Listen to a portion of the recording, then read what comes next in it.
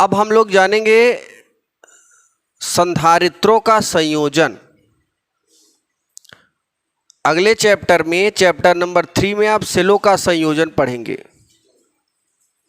Cell को जोड़ेंगे, दो प्रकार से जोड़ सकते हैं, एक श्रेणी क्रम में और एक समांतर क्रम में।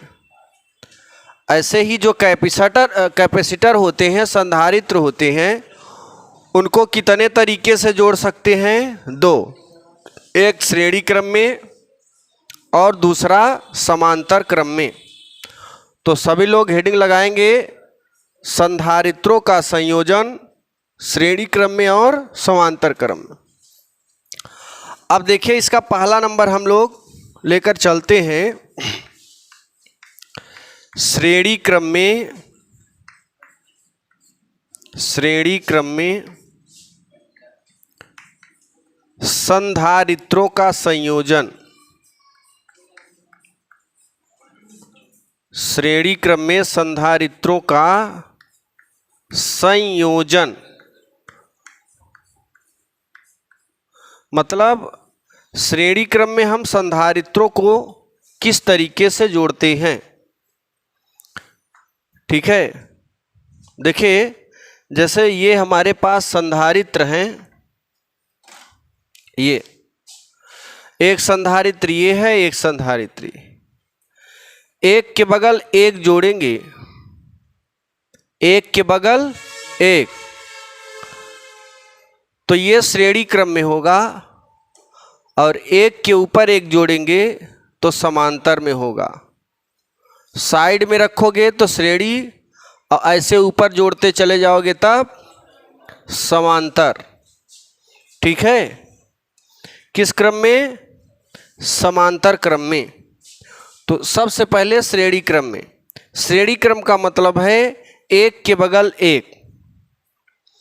जैसे देखो, पहला लेते हैं पहला कैपेसिटर लेते हैं, एक कैपेसिटर ये है। हम ना 3 कैपेसिटर लेते हैं और तीनों को श्रेणी क्रम में रखते हैं, एक दूसरे के बगल में। जैसे ये 3 लोग बैठे हैं, तो एक के बगल एक बैठे हैं, तो किस क्रम में बोले जाएंगे? श्रेणी क्रम में। और इन्हीं 3 लोगों को एक के पीछे एक बैठा दे तो समांतर क्रम में। ठीक, लेकिन अगर तीन श्रेणी है और इनके पीछे 3 और बैठा दे तो श्रेणी में भी हो गया, समांतर क्रम भी हो गया। इसे हम मिश्रित क्रम बोलते हैं। कौन सा क्रम?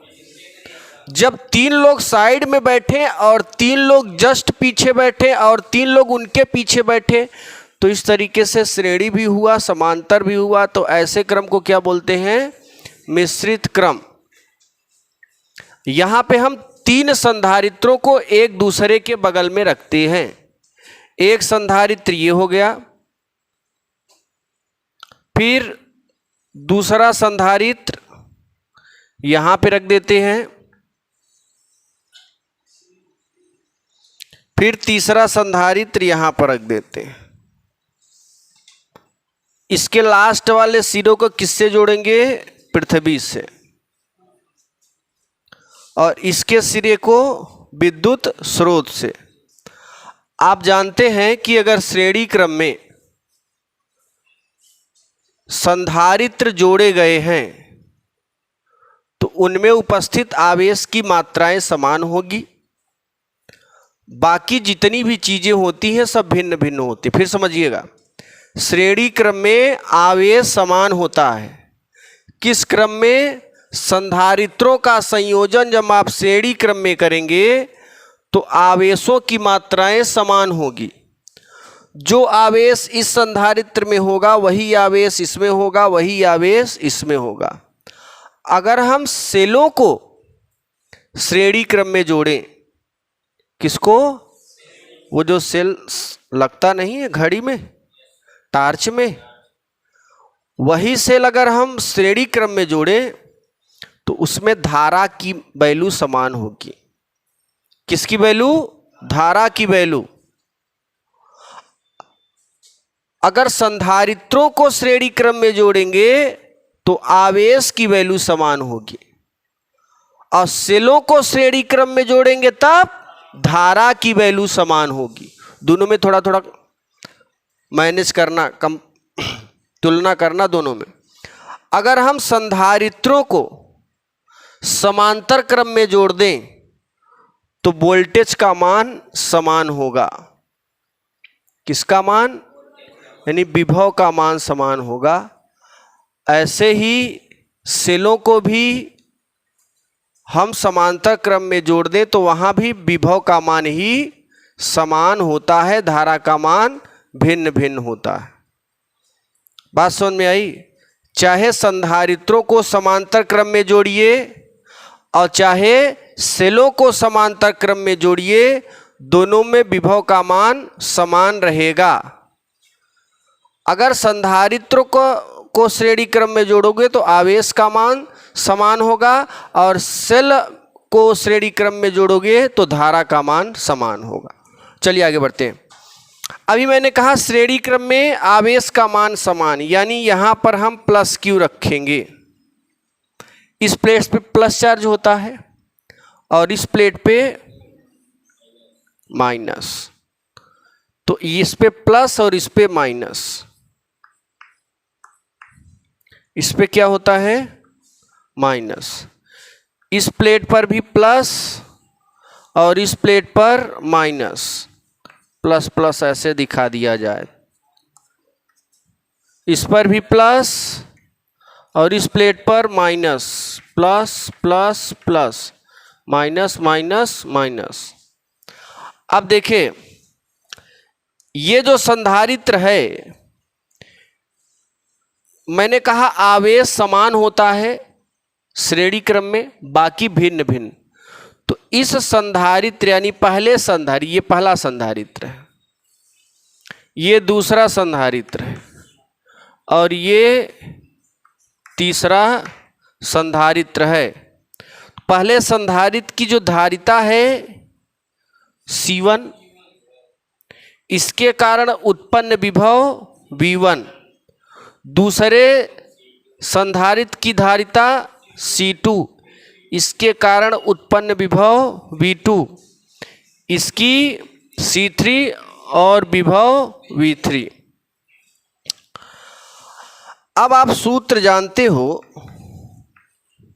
हमें क्या निकालना है? श्रेणी क्रम में संधारित्रों का संयोजन। मतलब एक संधारित्र की वैल्यू तीनों को निकालने के लिए हमें सूत्र चाहिए C का। सब लोग जानते हो C बराबर Q/V। तिर्यक गुणा करो, V का इसमें करो, ये हो जाएगा CB बराबर Q। यहां से किसकी वैल्यू निकालोगे? V की। V बराबर हो जाएगा Q/C। हो जाएगा कि नहीं? C का V में गुणा करा तो CB और बराबर Q।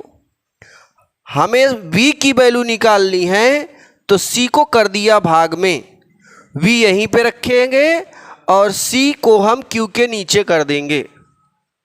अब इसे समीकरण 1 मान लेते हैं।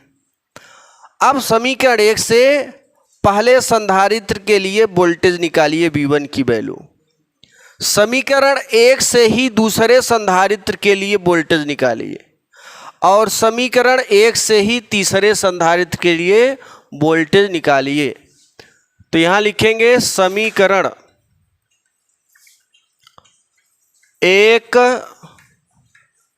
से, ध्यान देना, 1 से पहले संधारित्र के लिए जहां V है वहां पर हो जाएगा V1, आवेश सेम रहेगा Q ही, और जहां C है वहां C1। तो V1 बराबर, ध्यान से दिमाग में एक एक स्टेप स्टोर करते जाइए और समझते जाइए। मैंने कहा समीकरण 1 से पहले संधारित्र के लिए V1 बराबर Q/C1, दूसरे संधारित्र के लिए V2 बराबर Q/C2, समीकरण 2। इस तरीके के लिए V3 बराबर Q अपान C3, समीकरण 4।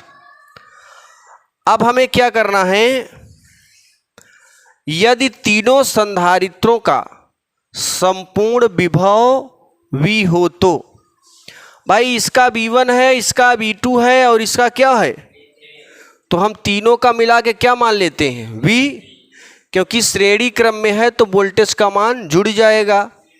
यदि तीनों, भाई सीधी सी बात है, अगर हम एक डलिया में कचौड़ी लेकर चलें और तीनों लोगों को बांटे तो 4 इनको 4 इनको 4, श्रेणीय क्रम में जाएंगे ना। एक पांति में बैठे होते हैं, एक पांति का है, श्रेणी क्रम है, तो वो कचौड़ी निकल कहाँ से रही है, डलिया से। डलिया में स्टोर है तो डलिया की कचौड़ी बराबर विनीत का कचौड़ी धन फलाने का धन ढेकाने का। तो एक वोल्टेज कितने लोगों में बटा है, 3 लोगों में। तो इन तीनों को हम क्या कर सकते हैं, कैपिटल V के बराबर मान सकते हैं। यदि तीनों का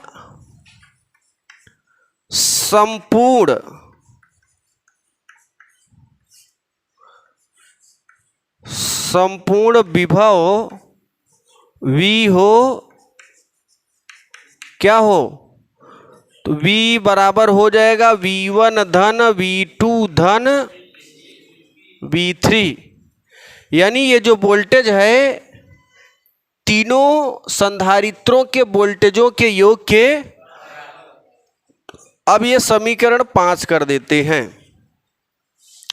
समीकरण 5 में V1 V2 V3 का मान रखने पर, समीकरण 5 में V1 कामा V2 एवं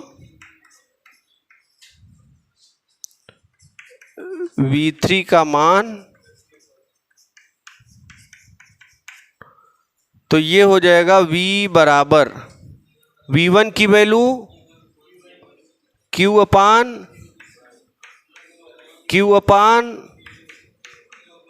अपान यहाँ से क्या कॉमन लिया जाए, Q, तो ये हो जाएगा V बराबर Q कॉमन लोगे 1 अपान C1 प्लस 1 अपान C2 प्लस 1 अपान C3। समीकरण कितना मान लें, 6। अब देखो, अब हम तीनों संधारित्रों के स्थान पर एक बड़ा संधारित्र लेते हैं। जैसे एक छोटी छोटी रोटी बनाएं, छोटी छोटी,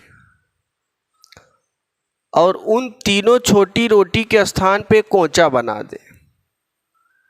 कोंचा बना खाए हो कभी, लिट्टी मोटी वाली, मजा आता है ना। तो एक कोंचा बराबर 3 पतली पतली रोटी। ऐसे ही 3 छोटे छोटे संधारित्रों के बजाय एक बड़ा संधारित्र लेते हैं। तो एक बड़ा संधारित्र तीनों संधारित्रों के बराबर होगा कि नहीं, हाँ, क्यों भाई, अगर एक आदमी पहलवान है, 10 रोटी, वो मान लो 15 रोटी खाता है, और उसी के बराबर 3 छोटे छोटे आदमी है, 5-5 रोटी खाते हैं, तो पहलवान, एक पहलवान बराबर 3 आदमी के। ऐसे ही 3 संधारित्र बराबर एक संधारित्र के, एक बड़ा संधारित्र। तो हम कहेंगे यदि तीनों संधारित्रों के स्थान पर एक ऐसा संधारित्र लिया जाए, यदि तीनों संधारित्रों के स्थान पर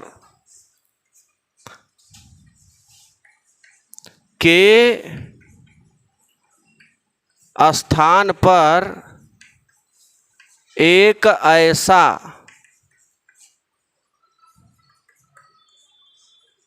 संधारित्र लिया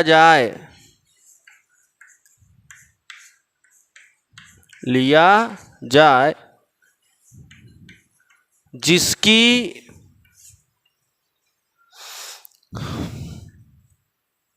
जिसका विभव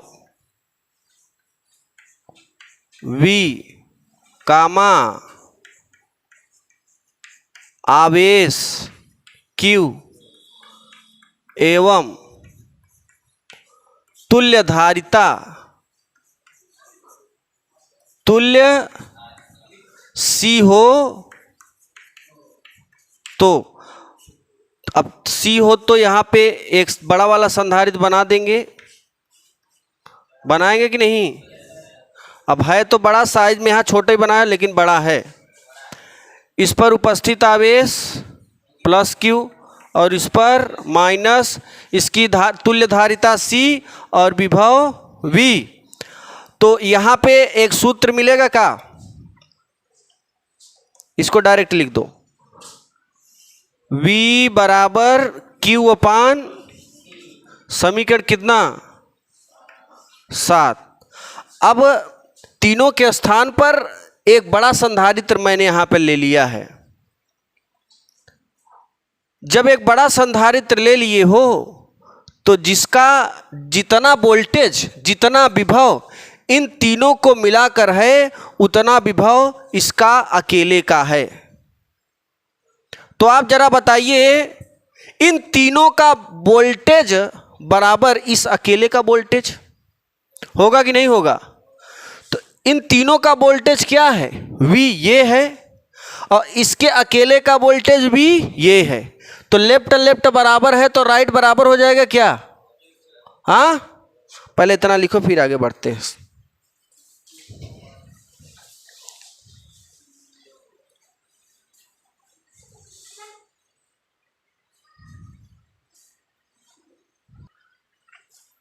अब देखिए समीकरण 6 और 7 की तुलना करेंगे और लेफ्ट लेफ्ट यहाँ पे बराबर दिख रहा है तो इसका जो राइट है Q अपान C इसके बराबर हो जाएगा। तो यहाँ पर लिखेंगे समीकरण 7 और 6 की तुलना करने पर देखो इसका जब कंपैरिजन करोगे तो Q अपान C लेफ्ट लेफ्ट तो बराबर हो गया, दोनों V के वोल्टेज बराबर हो गया। तो Q अपान C बराबर इतना लिख देंगे हम लोग, Q अपान C बराबर Q into 1/C1 plus 1/C2 plus 1/C3। Q से Q कैंसिल तो 1/C बराबर 1/C1 1/C2 प्लस 1/C3। ये समीकरण हो जाएगा 8। ये देखिए 3 संधारित्र के लिए है। अगर आपसे कोई 2 संधारित्र के लिए धारिता के लिए श्रेणी क्रम में पूछ ले तो आप 2 संधारित्रों के लिए 1/C बराबर 1/C1 प्लस 1/C2 तक बताना, ठीक। और एक के लिए पूछ ले तो डायरेक्ट 1/C बता देना, ठीक। तब तो वही सूत्र ही लगा दोगे तुम। अच्छा 4 के लिए पूछे तो इसी के आगे बढ़ा दोगे 1/C4 कर दोगे, ठीक। इतना लिखिए। अब देखिए ये कंप्लीट हो गया, इसके बाद समांतर क्रम में चलेगा, ठीक। देखिए अब इसका दूसरा नंबर समांतर क्रम में संधारित्रों का संयोजन। देखिए अगर आप समांतर क्रम में संधारित्रों का संयोजन करोगे तो समांतर क्रम में हम 3 संधारित्र एक दूसरे के नीचे जोड़ते हैं इस तरीके से। एक संधारित्र यहाँ जोड़ देते हैं, एक संधारित्र यहाँ जोड़ देते हैं और एक संधारित्र यहाँ। 3 संधारित्र देखो भैया, ए लड़के इधर देखो, यहाँ पे तीनों संधारित्रों का एक ही जंक्शन होगा।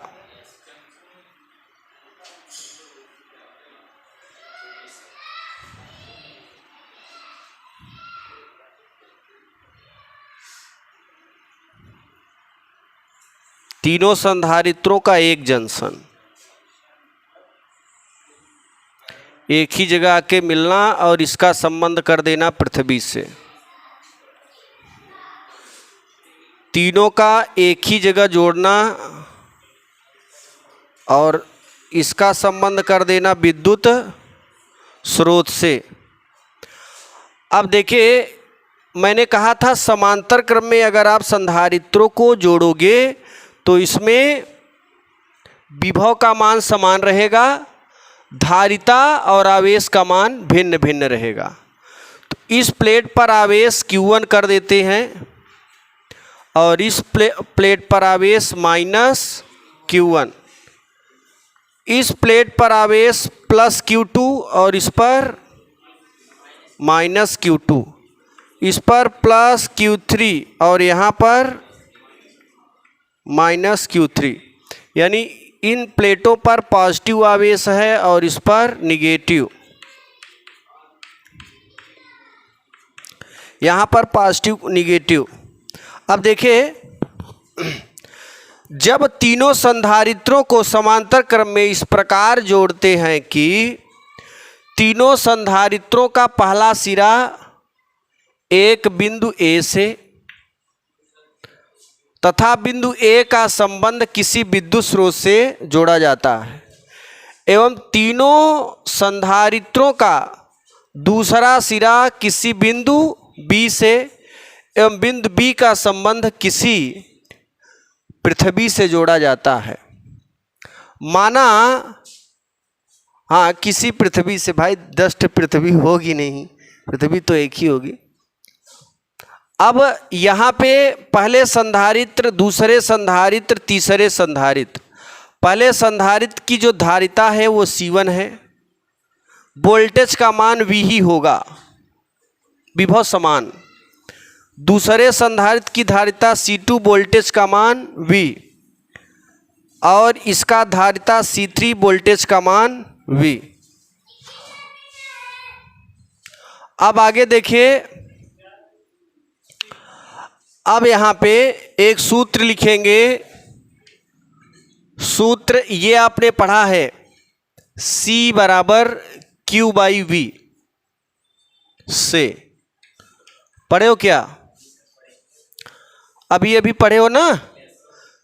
C बराबर Q/V से तिर्यक गुणा कर दो तो Q बराबर हो जाएगा CV, हो जाएगी नहीं? Q बराबर CV से अगर हम पहले संधारित्र की बात कर लें तो पहले संधारित्र में आवेश है Q1, धारिता है C1 और विभव V ही रहेगा।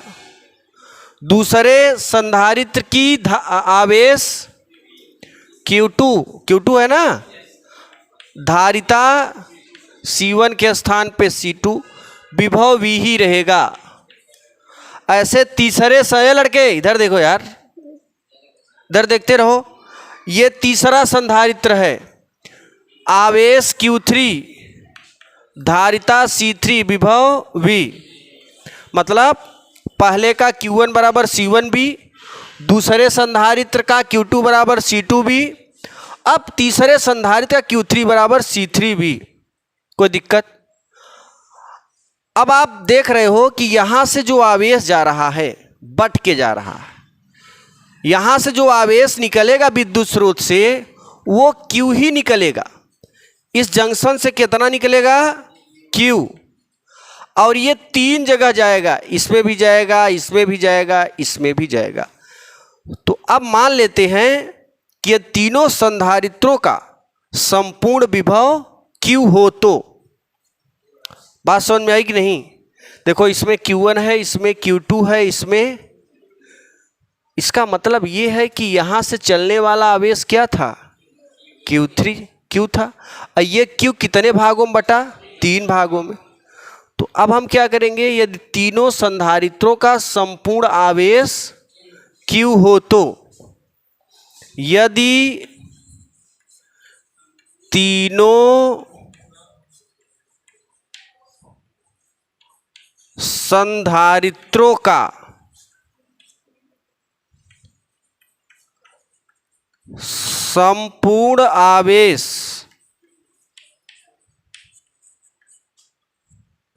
संपूर्ण आवेश Q हो तो ये देखिए Q बराबर क्या हो जाएगा, Q1 plus Q2 plus Q3 समीकरण।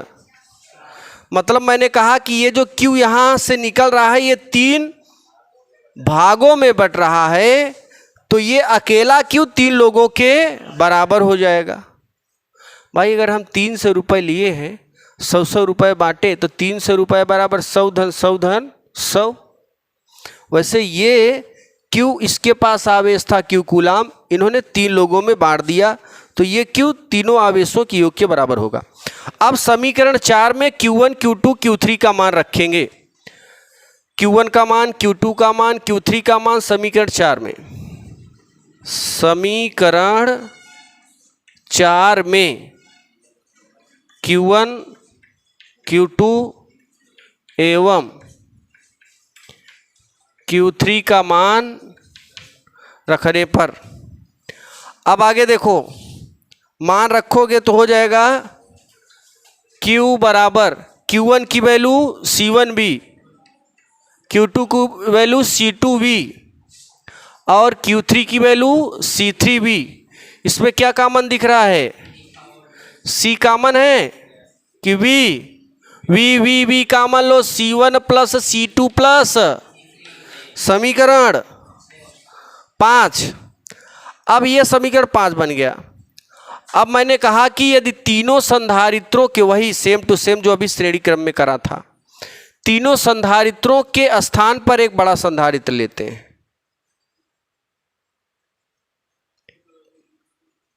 मतलब काफी बड़ा लेंगे, उतना बड़ा लेंगे कि जितना तीनों को मिलाकर हमें विभव मिल रहा है उतना एक में मिलना चाहिए। तो हम यहां लिखेंगे यदि तीनों संधारित्रों के स्थान पर, यदि तीनों संधारित्रों के स्थान पर एक ऐसा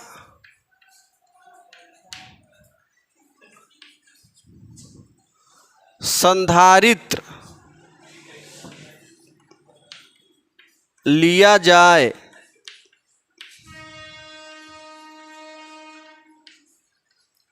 जिसका विभव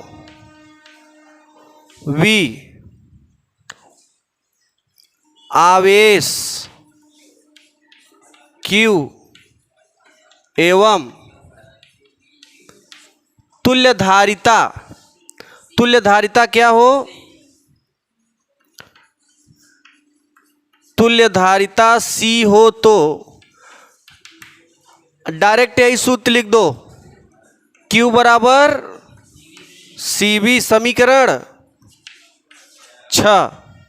भाई अगर ये लिखोगे C बराबर Q बाई V, तीरिये गुणा करोगे तो डायरेक्ट यही ना लिख दें हम, Q बराबर CV। अब समीकरण 6 और 5 की तुलना कराओ, लेफ्ट लेफ्ट बराबर दिख रहा है तो राइट क्या हो जाएगा, तो समीकरण 5 और 6 की तुलना करोगे तो Q के बराबर CV बराबर इतना लिख देंगे, CV बराबर V into C1 plus C2 plus V से V, C बराबर C1 प्लस C2 प्लस, ये हमारा हो गया 7। तो इस तरीके से समांतर क्रम का संयोजन 3 संधारित्रों को इस सूत्र से कर सकते हैं। अगर 2 संधारित्र आ जाए तो C बराबर C1 प्लस C2 लिख देना, 4 आ जाए तो C बराबर C1 plus C2 plus C3 plus C4 right now.